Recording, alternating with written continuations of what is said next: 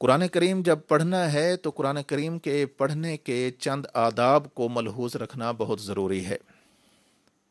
آداب: الدین کلہ ادب، مکمل کے مکمل دین کا اگر ایک لفظی کوئی خلاصہ ہے تو وہ ادب ہے۔ جب بندہ ادب کے ساتھ کسی چیز کو حاصل کرے گا، اس کے اندر نورانیت ہوگی، اس کے فوائد ہوں گے، اس کا فائدہ اس انسان کو بھی ہوگا اور اس کی وجہ سے باقی انسانوں کو بھی ہوگا۔ ہوتا یہ ہے کہ قرآن کریم پڑھا تو جاتا ہے، لیکن جن آداب کو ملحوظ رکھ کر پڑھنا چاہیے ان آداب میں غفلت برتی جاتی ہے۔ اللہ رب العزت ہمارے اس سے حفاظت فرمائے۔ اللہ ہمیں تمام آداب کو ملحوظ رکھ کر پڑھنے کی توفیق نصیب فرمائے۔ یہاں پر ہم نے تقریباً 20 ایسے آداب ہیں جو جامعیت کے ساتھ ہیں، وہ یہاں پر درج کیے ہیں۔ نمبر 1، قرآن کریم کی زبانی تلاوت کے لیے وضو مستحب ہے، جبکہ قرآن کریم کو چھونے کے لیے، ہاتھ لگانے کے لیے وضو کرنا یہ فرض ہے، ضروری ہے۔ بغیر وضو کے ہاتھ نہیں لگایا جا سکتا۔ ہاں، اگر زبانی پڑھنا ہے اس میں بغیر وضو پڑھنے کی اجازت تو ہے، گنجائش تو ہے، لیکن پھر بھی بہتر یہی ہے کہ انسان باوضو ہو کر قرآن کریم کی زبانی تلاوت کرے۔ آج کل ڈیجیٹل دور ہے، ہر انسان نے اپنے پاس موبائل وغیرہ رکھا ہوتا ہے۔ آج کل عام طور پر یہ مسئلہ لوگ پوچھتے ہیں، اس لیے ہم نے بطور فائدہ، بطور مسئلہ یہاں پر اس کا تذکرہ کر دیا ہے۔ موبائل کے اندر قرآن کریم کو انسٹال کرتے ہیں، ڈاؤن لوڈ کرتے ہیں، اور پھر قرآن کریم کو اسی موبائل سے دیکھ کر تلاوت کرتے ہیں۔ ظاہر ہے جب ایک ورق کو پلٹنا ہوتا ہے تو ضرورت پیش آتی ہے سکرین کو ٹچ کرنے کی، ضرورت پیش آتی ہے کہ بندہ ان قرآن کریم کے الفاظ پر ہاتھ لگائے۔ تو اس میں صحیح ترین بات اور جس پر فتویٰ دیا جا رہا ہے وہ یہی ہے کہ موبائل پر بھی، موبائل کی سکرین پر بھی اگر قرآن کریم کھلا ہوا ہو تو تب بھی اس کو ہاتھ لگانے کے لیے وضو ضروری ہے۔ یہ مسئلہ غلط مشہور کر دیا گیا ہے کہ قرآن کریم اگر موبائل پر پڑھا جا رہا ہو تو وہاں وضو کی ضرورت نہیں ہوتی۔ یہ موبائل پر بھی قرآن مجید موجود ہو، اس کو پڑھا جا رہا ہو تو اس کو ہاتھ لگانا ایسے ہے جیسے قرآن کریم کا کوئی کتابی نسخہ لے کر اس کو ہاتھ لگانا ہوتا ہے۔ یہ نہیں کہ یہ تو سکرین ہے، ایسی بات نہیں ہے۔ سکرین کے اندر جو چیز نظر آ رہی ہے، سکرین پر جو چیز موجود ہے وہ چیز قرآن کریم ہے۔ جب اس کو ہاتھ لگانا ہے تو اس کے لیے وضو کا ہونا ضروری ہے۔ نمبر 2، قرآن مجید کی تعظیم کے خیال سے مسواک کریں۔ جو بندہ مسواک کرتا ہے اور پھر قرآن مجید کی عظمت کے پیش نظر مسواک کر کے قرآن کریم کو پڑھتا ہے، یہ قرآن کریم کا حق ادا کرنے کی کوشش کر رہا ہے۔ بعض روایات سے معلوم ہوتا ہے، احادیث سے معلوم ہوتا ہے کہ جب کوئی انسان قرآن کریم کی تلاوت کرتا ہے تو ملائکہ اپنا منہ اس قرآن کریم کی تلاوت کرنے والے کے منہ کے ساتھ لگا لیتے ہیں۔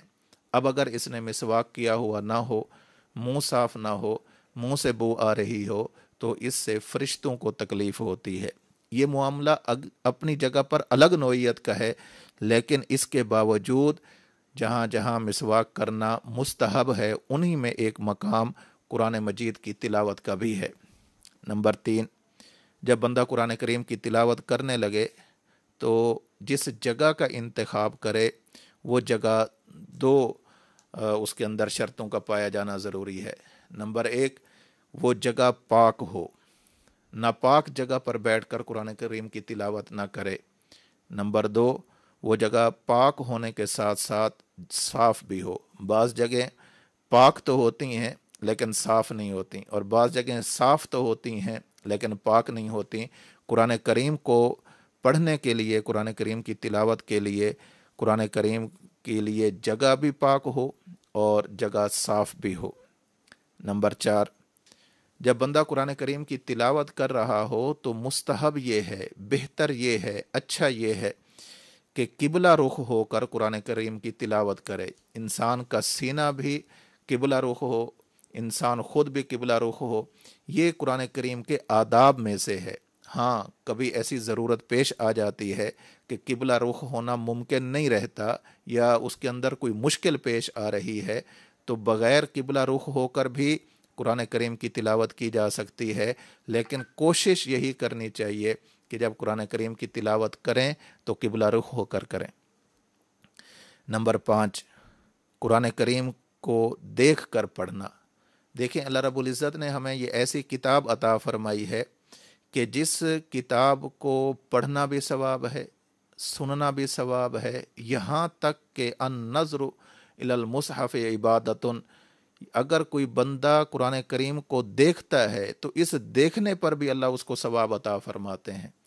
تو بندہ بے شک حافظ ہو، قاری ہو، جب قرآن کریم کو زبانی یاد کرنا ہے قرآن کو بند کیا جا سکتا ہے، لیکن ان حفاظ کے لیے بھی، قراء کے لیے بھی یہ ہے کہ کبھی کبھی قرآن کریم کو کھول کر دیکھ کر بھی پڑھیں، تاکہ جو قرآن پڑھنے کا ثواب ہے وہ بھی ملتا رہے، قرآن سننے کا ثواب ہے اللہ وہ بھی عطا فرماتے رہیں، اور جو قرآن دیکھنے کا ثواب ہے اللہ وہ بھی عطا فرما دیں۔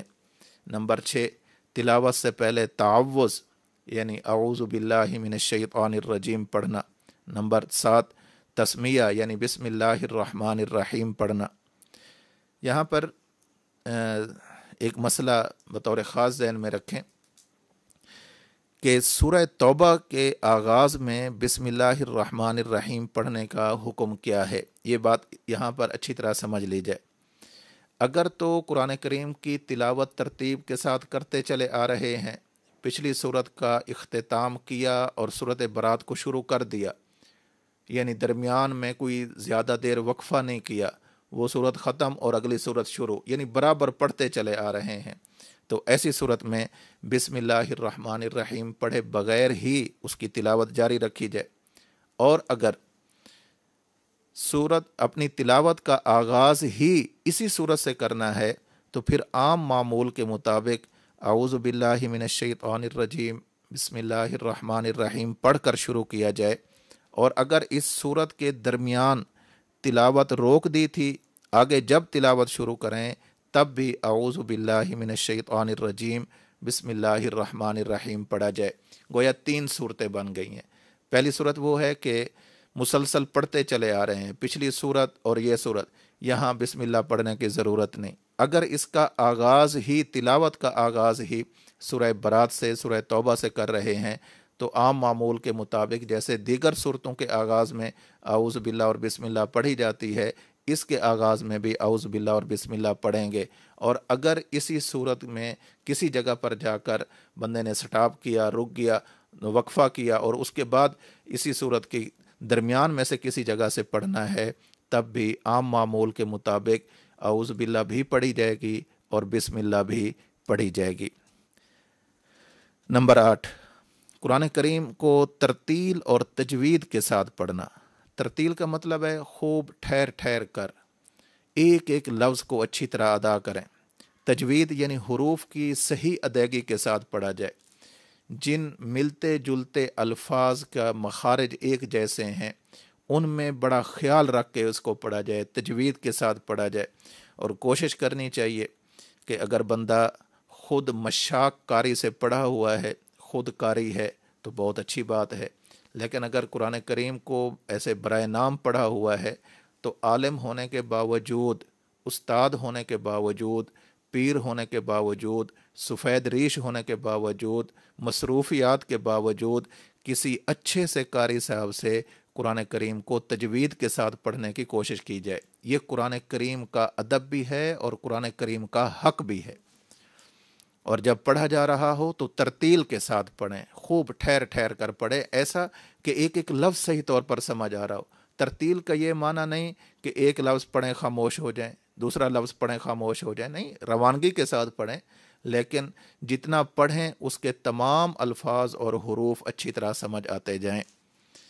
نمبر 9، خوش آوازی اور لب و لہجہ کی درستگی کے ساتھ پڑھنا چاہیے۔ قرآن کریم اللہ کی طرف سے نازل شدہ کتاب ہے، اس کو پڑھتے وقت انسان پر ایک بے خودی کی کیفیت ہونی چاہیے۔ انسان اس قرآن میں اپنے آپ کو فنا کر کے قرآن کریم کو پڑھے، اور جب پڑھے کوشش کرے ترنم کے ساتھ پڑھے، خوش آوازی کے ساتھ پڑھے۔ اس کے لیے کسی سے سیکھنا پڑے، سیکھ لے۔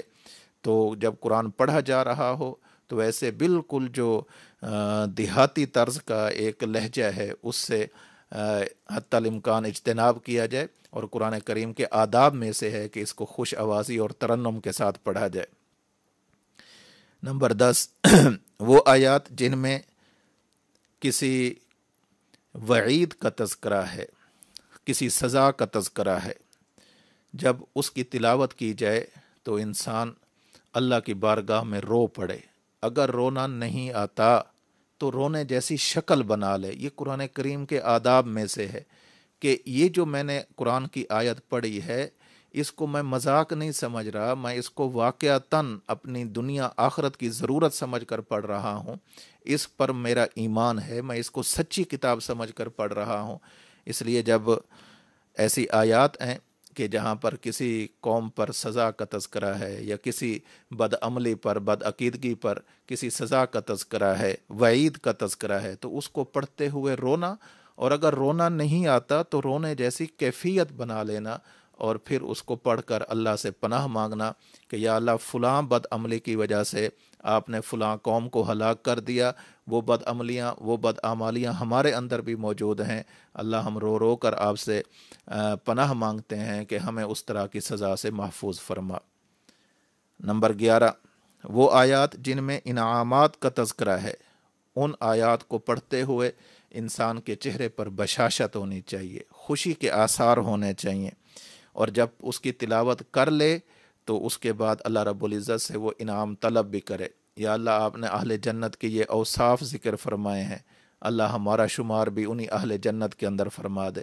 جب جنت کے اوصاف قرآن کریم ذکر کر رہا ہو تو ان اوصاف کو پڑھتے وقت، تلاوت کرتے وقت پھر انسان کو رونا نہیں چاہیے، پھر انسان کو بشاشت کے ساتھ اسے پڑھنا چاہیے۔ نمبر 12 آیت سجدہ پڑھ کر سجدہ تلاوت کرنا۔ سجدہ تلاوت کے مستقل احکام موجود ہیں، بہرحال قرآن کریم میں 14 سجدے ہیں جہاں پر یہ سجدے کی آیت ہے۔ اسی وقت اگر قرآن کریم کو ایک طرف کر کے سجدہ کرنا چاہیں تب بہت اچھا ہے، اگر مکمل قرآن کریم کو ختم کرنے کے بعد سارے سجدے اکٹھے کرنے ہوں تب بھی اس کی گنجائش موجود ہے، تب بھی کیا جا سکتا ہے۔ نمبر 13 تلاوت کرتے ہوئے معانی پر غور کرے۔ یہ جو میں قرآن کریم کا حصہ پڑھ رہا ہوں اس کا معنی کیا ہے، اس میں اللہ رب العزت کی مراد کیا ہے، اللہ رب العزت اس میں کون سی بات سمجھانا چاہتے ہیں، اللہ رب العزت نے یہ بات کیوں ذکر فرمائی ہے، ان الفاظ کا معنی کیا ہے۔ تو قرآن کریم کے آداب میں سے ہے کہ جب اس کی تلاوت کی جا رہی ہو تو اس کے معانی کے استحضار کی کیفیت ہونی چاہیے۔ نمبر 14 آیات کو بار بار پڑھنا۔ ایک آیت ایسی آئی ہے کہ جس میں جہنم کا تذکرہ ہے، اسی کو بار بار پڑھیں تاکہ وہ مضمون انسان کے دل اور دماغ میں پیوست ہو جائے، وہ مضمون اس مضمون کی طرف انسان کی توجہ کامل ہو جائے۔ جب ہم کسی چیز کو ایک مرتبہ پڑھتے ہیں تو وہ توجہ اپنے اعتبار سے اتنی ہوتی ہے جتنی ایک مرتبہ پڑھنے سے ہے، اور جب ہم ایک ہی چیز کو بار بار پڑھتے ہیں تو ہر دفعہ پڑھنے کی وجہ سے توجہ اسی قدر پختہ ہوتی جاتی ہے۔ لہٰذا جہاں پر ایسی آیات آتی ہیں کہ جن میں وعیدوں کا تذکرہ ہے انہیں بار بار پڑھا جائے، بار بار پڑھنے کے بعد اللہ رب العزت سے اس سے پناہ مانگی جائے، اور ایسی آیات کہ جن میں جنت کا تذکرہ ہے اور جنت کی نعمتوں کا تذکرہ ہے اس کو بھی بار بار پڑھیں، اور پڑھنے کے بعد اللہ رب العزت سے اس کی طلب کریں، اس کو مانگیں۔ تلاوت کے دوران نمبر 15 تلاوت کے دوران کسی سے بات نہ کریں۔ جب تلاوت ہو رہی ہے تو تلاوت کا ادب یہ ہے کہ کوئی معمولی چیز ہمارے سامنے نہیں ہے، اللہ کا کلام ہے۔ اللہ رب العزت نے لوح محفوظ سے بیت العزت تک، بیت العزت سے پھر اللہ رب العزت نے حضرت جبریل امین کے ذریعے اللہ رب العزت نے یہ کلام مجید نازل فرمایا ہے۔ اپنے محبوب صلی اللہ علیہ وسلم کے دل مبارک پر، نزلہ علی قلبک، یہ قرآن کریم اے پیغمبر، اے میرے محبوب، ہم نے آپ کے دل پر اتارا ہے۔ تو کتنا ہی اہم چیز ہوگی کہ جو اللہ کا کلام ہو، لوح محفوظ میں ہو، بیت العزت پہ ہو، جبریل لانے والا ہو، اللہ کے پاک پیغمبر صلی اللہ علیہ وسلم کے دل مبارک پر نازل ہونے والا ہو، تو وہ کس قدر اہم کلام ہوگا۔ اس کی تلاوت کے دوران پہلی کوشش تو یہ ہو کہ جب تک وہ تلاوت مکمل نہ ہو جائے کسی اور کے ساتھ بات نہ کی جائے۔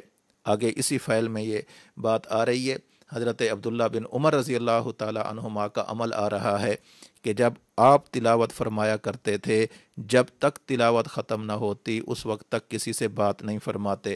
ہاں، اگر کوئی بڑی اہم بات ہے، ضروری بات ہے اور کوئی عذر والی بات ہے، کرنا بھی پڑ جائے، کی جا سکتی ہے، گنجائش موجود ہے، قرآن کریم کی تلاوت کو موقوف کر کے وہ ضروری بات کہہ لی جائے، اس کے بعد قرآن کریم کی تلاوت شروع کر لی جائے۔ لیکن جب کوشش یہی کی جائے کہ جب تک تلاوت ہو رہی ہے کسی سے کوئی بات نہ کی جائے۔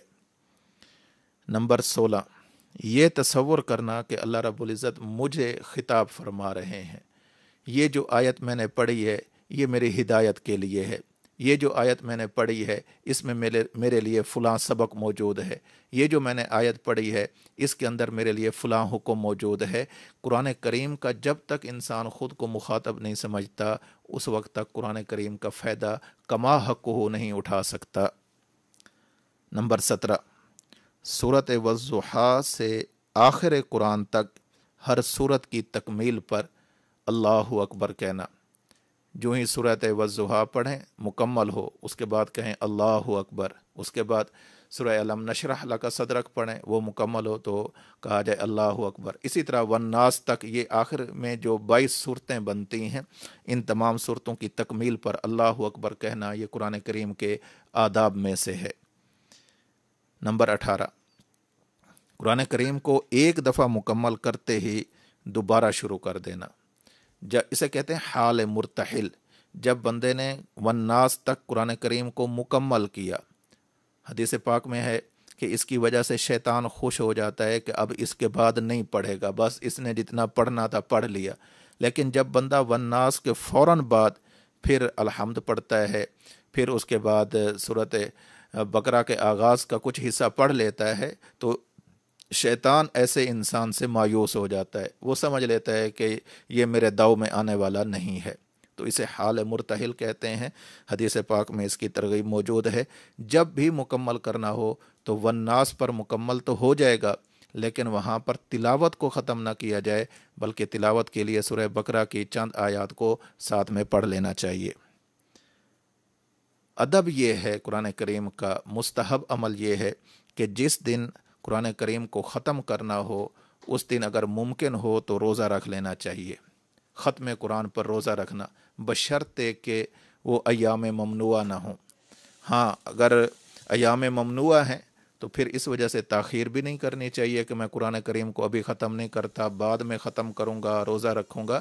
یہ ایک مستحب عمل ہے، اس کے اندر زیادہ سے زیادہ یہی کوشش کرنی چاہیے کہ جس دن انسان قرآن کریم کو مکمل کرے تو اس دن انسان کو روزے سے ہونا چاہیے۔ نمبر 20، سب سے اہم ادب یہ ہے کہ جب بندہ قرآن کریم کو پڑھ لے تو اس پر عمل کرنے کی دعا مانگے، یا اللہ پڑھنا میرا کام تھا، آپ مجھے اس کی سمجھ بھی عطا فرمائیں، اس پر عمل کی مجھے توفیق بھی عطا فرمائیں، یہ سب سے اہم کام ہے۔ تو قرآن کریم کی تلاوت کے آداب سے 20 آداب آپ کی خدمت میں ذکر کیے ہیں۔ اللہ رب العزت انہی آداب کو ملحوظ رکھ کر قرآن کریم کی تلاوت کی توفیق نصیب فرمائے۔ ابھی چونکہ اگر دوسری اس کے بعد والی فصل کو شروع کرتے ہیں تو اس کے لیے وقت کافی چاہیے، تو آج کا سبق کا اختتام یہیں پر کرتے ہیں۔ اللہ تعالیٰ آپ سب حضرات سے خوش ہو، آپ حضرات ہمارے لیے دعا کریں، ہم آپ کے لیے دعا کریں گے۔ وآخر دعوانا ان الحمد للہ رب العالمین۔ السلام علیکم ورحمۃ اللہ وبرکاتہ۔